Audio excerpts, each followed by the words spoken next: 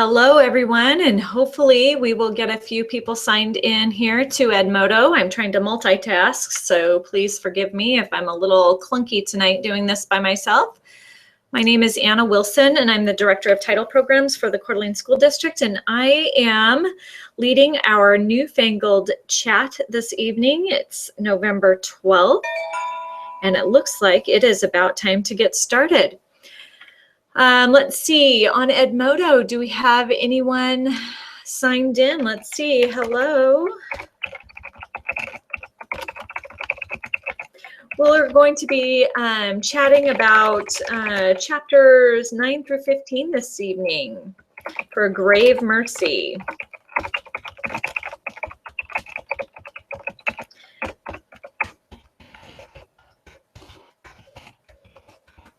All right. We'll get that on there and we'll see if anybody responds. All right, so here we go. So far, Grave Mercy, I was just reviewing Nick's chat from last week. Nick led us through a lot of information about some connections with the author, some of the interviews that she has given about her book, and he also had posted on Edmodo some links to find out more about the various saints and gods referenced in this novel, as well as various interviews by the author. And I don't know if any of you have had a chance to check those things out yet, but pretty interesting connections and stories. And so I advise you, if you haven't had a chance yet to look at that, to give those a peek. It's pretty interesting. I'm looking on Edmodo and I see that Megan cannot get the chat to open. Sorry, Megan. I understand that Karen is working on that, and so hopefully she will be able to get that posted soon. If not, I'm going to go ahead and record. I'll post some questions on Edmodo, and maybe at some point later somebody can go back and check on that.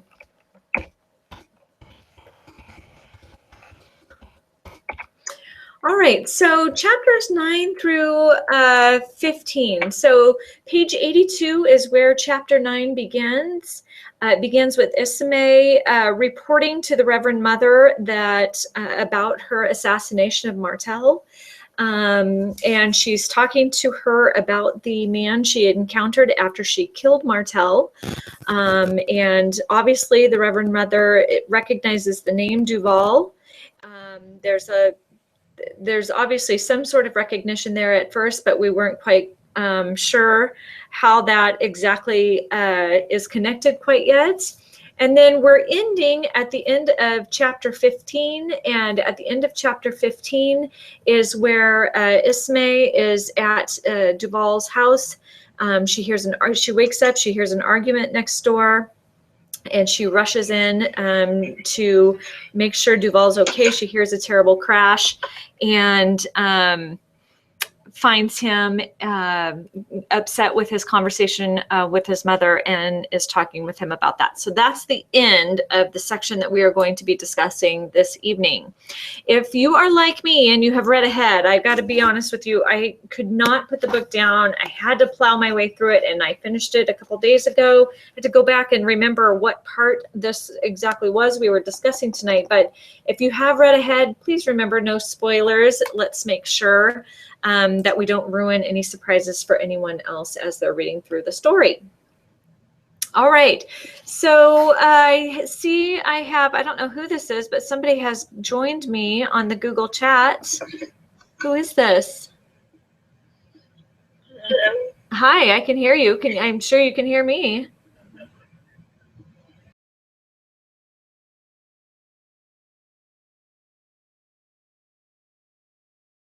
Are you also on Edmodo, Jefferson? Are you also able to see my questions there? Yeah. Oh, good. Okay, so we've got Megan, and maybe Jefferson, you can help me with this. Megan can't seem to get onto the chat. Do you have any advice for her on that? Not really. Not really. Okay, well, and maybe I sent the wrong text out, because last time I don't remember being able to see somebody like this and actually have a conversation with you. So do you think I sent it out wrong, Jefferson? I was like, there's like a thing on the top. Uh-huh. Okay, well, I'm trying to figure out if there is a way. Is there a different way that I should have sent this out to everyone? I don't know. You don't know? Yeah, I don't know.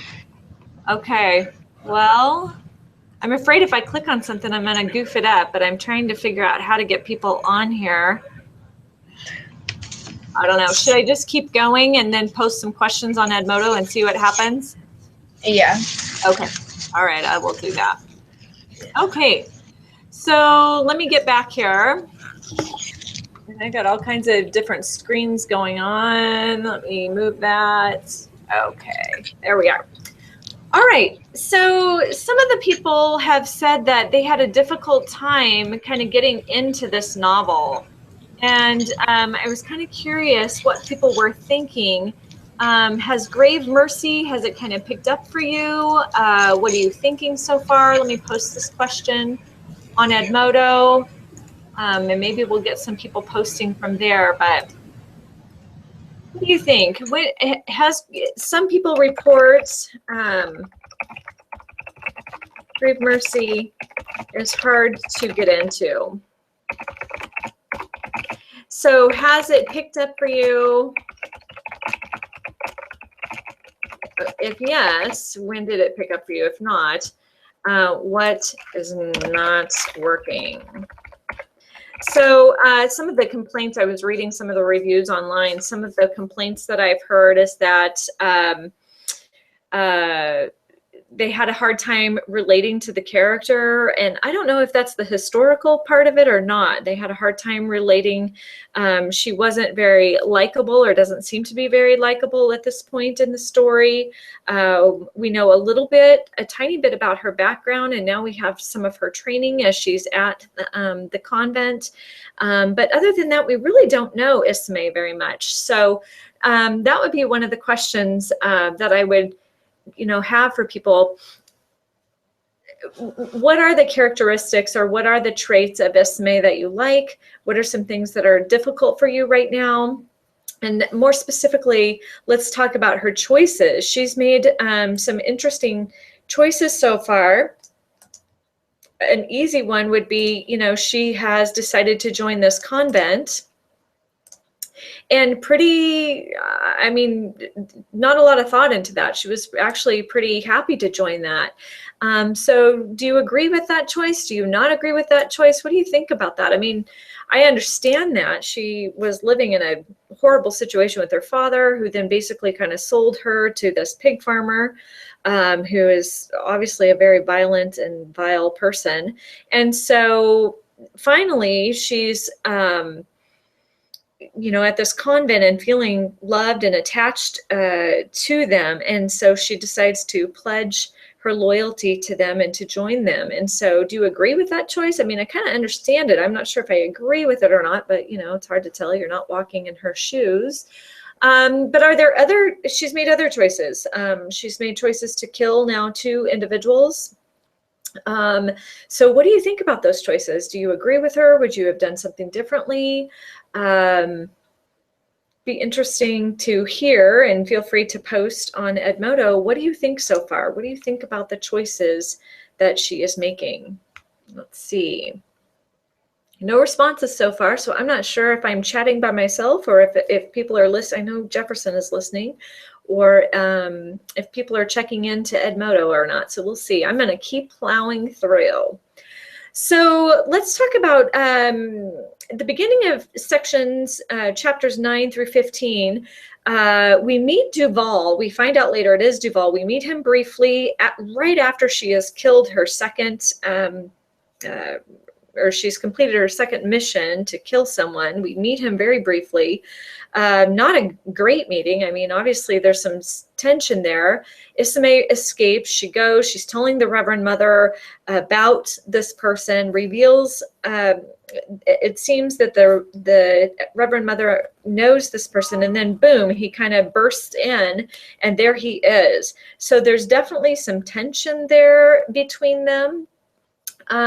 So what do you think are some of the preconceptions that they both seem to have about each other so far? What kinds of preconceptions? I mean, if I'm Duval and I'm just meeting this Ismay, I'm going to definitely have some preconceptions about her. I mean, I'm pretty sure he knows that she has assassinated this man, Martel. So his preconceptions about her, I would think, would be, you know, she's a murderess. She's a member of the convent. He doesn't know the backstory of her. We all kind of understand how she got connected with this convent and why she would feel that connection there. Finally, somebody seems to love and care about her and is taking care of her. But he doesn't have any of that backstory. So for all he knows, this is just some evil-hearted girl, 17-year-old girl, who is running around assassinating people in the name of Mortain. So definitely some preconceived notions that he would have about her. And what do you think she thinks about him so far? What sort of preconceptions does she have about Duval? She's not sure who he is or what his intentions are. And the Reverend Mother, there's definitely some suspicion there with him that he's not someone, although they seem to be working for the same purpose to protect the kingdom. There's some suspicion about whether or not he is loyal or he is a traitor. And so that's part of her mission now that she's going to be part of Duval's household. She's going to be presented as his cousin, but they know that everyone will assume that there is a romantic relationship between Duval and Ismay, and it's not just a cousin thing, that there's actually a relationship there. So lots of things to think about in this section of the book. One of the things that I found really interesting, let me pause on that for a second. Let me check Edmodo and see if anyone has joined us. I still don't see any responses. Sorry, and what we may have to do, because obviously I have done something wrong, and this is what happens when Nick doesn't do it for me, that I seem to have maybe messed this up. I'm going to go ahead and continue talking. We've got about 15 more minutes of me blabbing at you and asking questions and telling you my thoughts, and then I'm going to keep posting some questions on Edmodo, and maybe some people will jump in there. So let me keep moving. One of the interesting things about this section was we see this gift that Ismay has. So we know that she has been sired, or her father is Mortain, who is basically the god of, or the saint of death.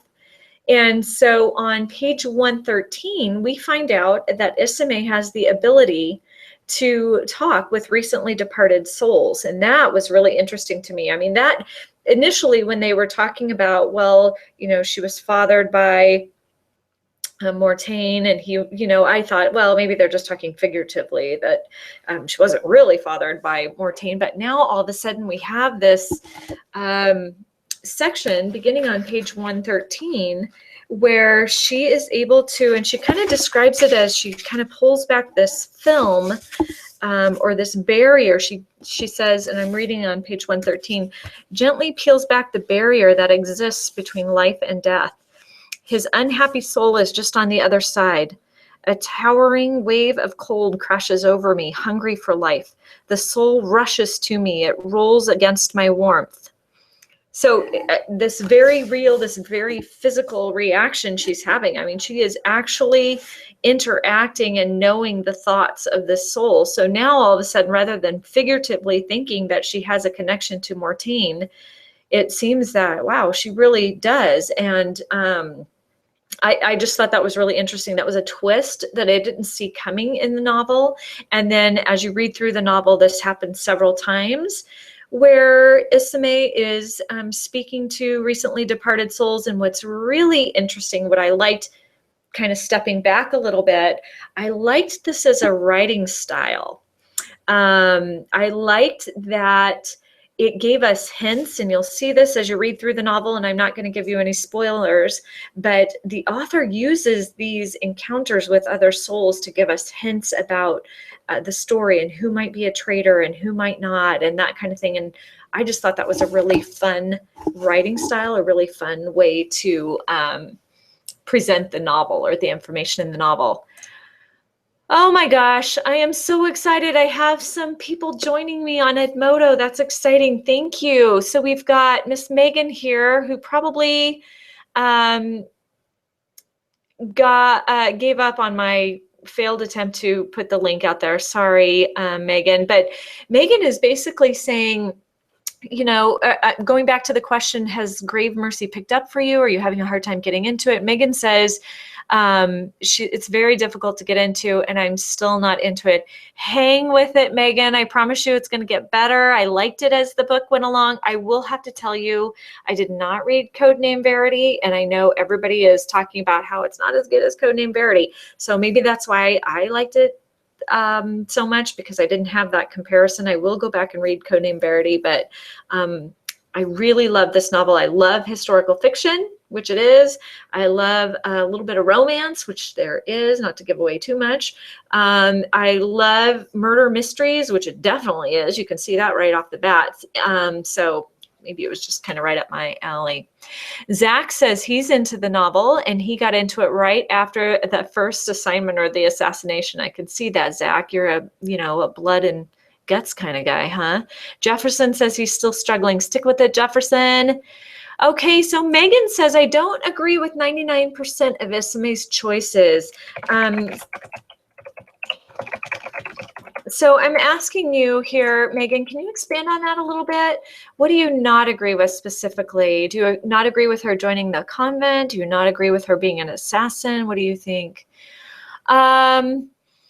Zach is responding to my question about the relationship between Isame and Duval. It kind of starts out uneasily, preconceptions they have about each other. Yeah, definitely. Zach says the preconception is there that Duval works for the enemy. That's definitely there. That's part of the tension that is building. So that's exciting. It's part of the rising action. And Megan says, what? Duval works for the enemy? You don't know it yet, Megan. Stick with it. You'll find out. So Nicole says, I can't, the online chat's not working for me, and I'm just replying to her, sorry, I think I did something wrong. All right, so I'm going to keep moving. We have about 12 more minutes, so I'm going to get a few more questions posted up here on Edmodo, and I'll keep talking to myself and Jefferson, who is still logged in and has muted his mic. Thank you, Jefferson. Okay. So moving along, I'm gonna post this question that I have here. I'm jumping ahead for those of you who are following me to pages 121 to 126. This was an interesting part of the novel. So beginning on page 121, we've got Duval, who kind of suggests that maybe the nuns are wrong about who they choose to assassinate. And Isame begins to have her doubts. So let me read a section of that. So he just says, let's see, where are you? So he basically is saying it's not the saint that I doubt, only the humans to interpret his wishes. In my experience, humans are all too fallible, so they make mistakes.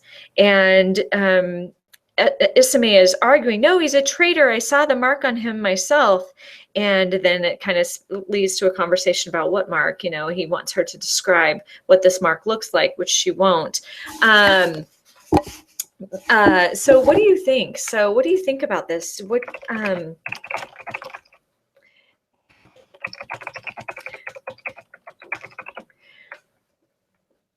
could the nuns be wrong?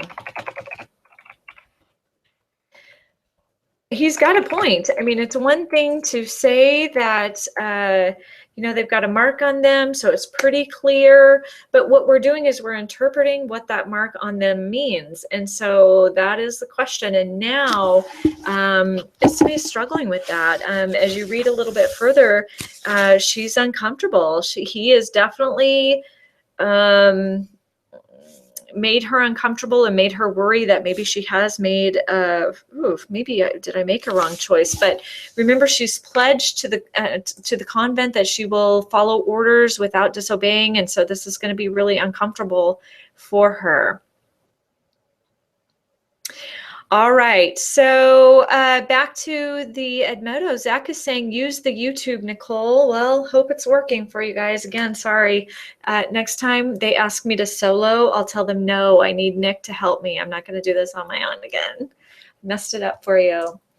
All right, one of the other things I'm going to go ahead, I'm plowing through chapters 9 through 15, about 80 pages. We are introduced to the characters of Beast and Lorne, who are friends of Duval. What do you think of these characters so far? What do you think of these men? Ismay has not had a lot of luck, not been real comfortable with men. Her dad betrayed her. Her person she was supposed to marry betrayed her. Duval she's uncomfortable with. There's some question about whether or not he's a traitor. And now we've got Beast and Lorne, who are friends of Duval. And so what do you think about these men so far? Ismay definitely is not comfortable with Lorne.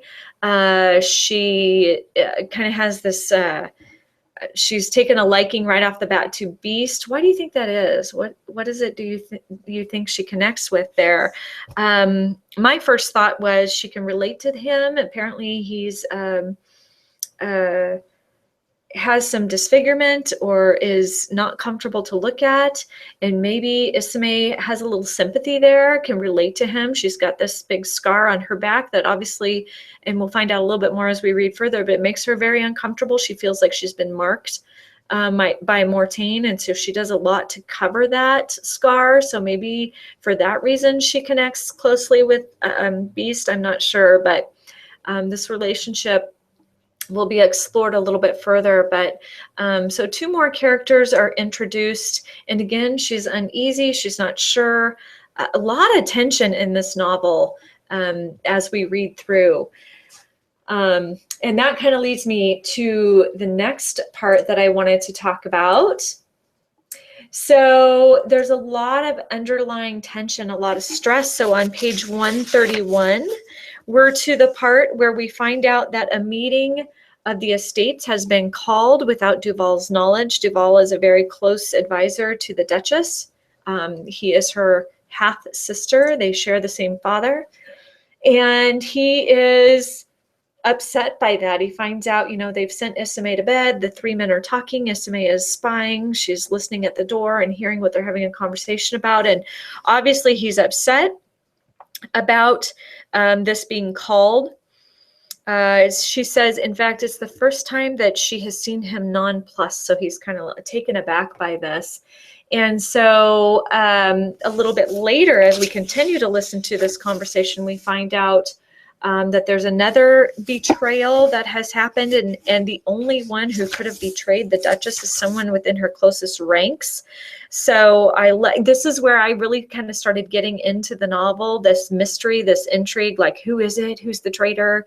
Right now it doesn't seem to be Duval because he's not in on these things, but yet I still don't trust him yet. So it's kind of an interesting time. So that's on page 137 where Duval, it finds out, only a person close to the Duchess would have revealed this. So there's a traitor within that inner circle. Very interesting. All right. So kind of continuing on, Duval, here's another question for you, and I'll try to post this on Edmodo too. Well, let me take a quick peek at Edmodo and see what's going on over there, see if anyone has replied. Zach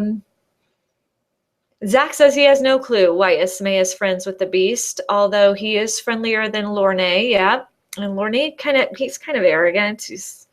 I don't know, maybe that's why. Zach is a little worried too about the nuns could be wrong about who they choose to assassinate. She begins to have her doubts, and he says, well, they might just execute anybody they don't like. That's a good point.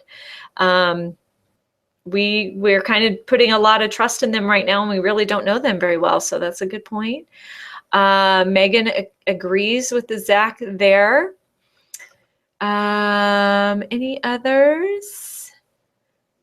Okay. Oh, going back to the question that I had about what choices of Ismays do you not agree with so far?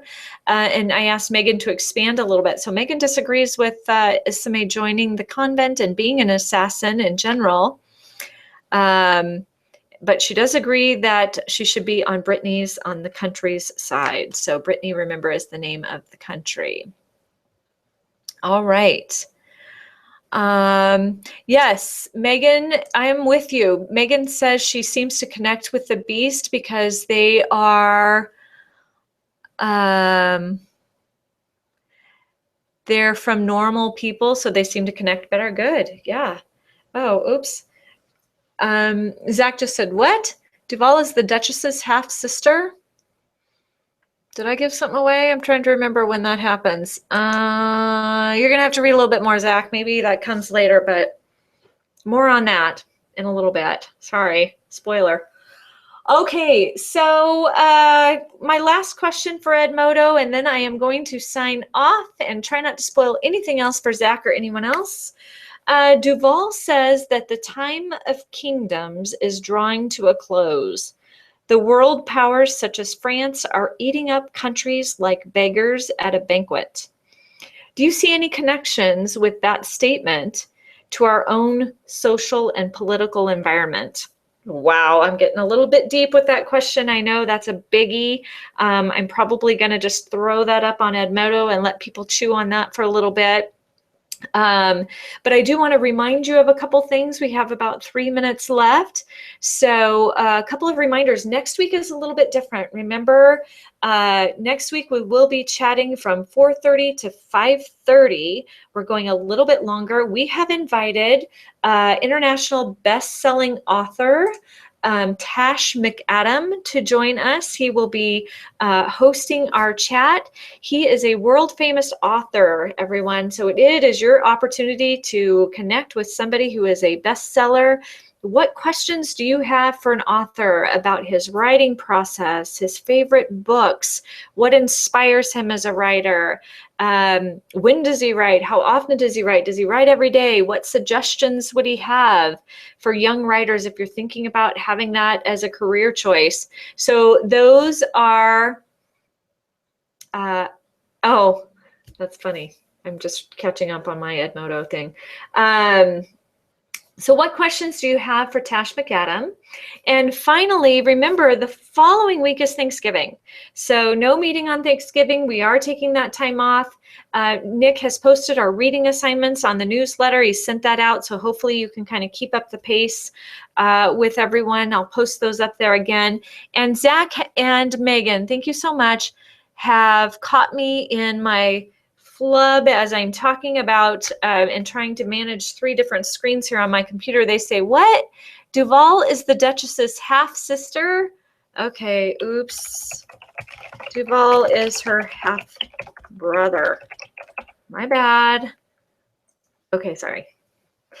All right, everyone. So thank you. Sorry about the technology glitches. I'm going to post my last question up there, that really deep question about the political and social environment of today and how it relates to what they were dealing with then in this historical novel. And I will also post our reading assignment between now and next week. And again, be thinking about what questions you will have for Tash our international best-selling author, who will be joining us next week from 4:30 to 5:30 on our newfangled book chat. So have a great week, everybody. Enjoy the weekend, and see you soon.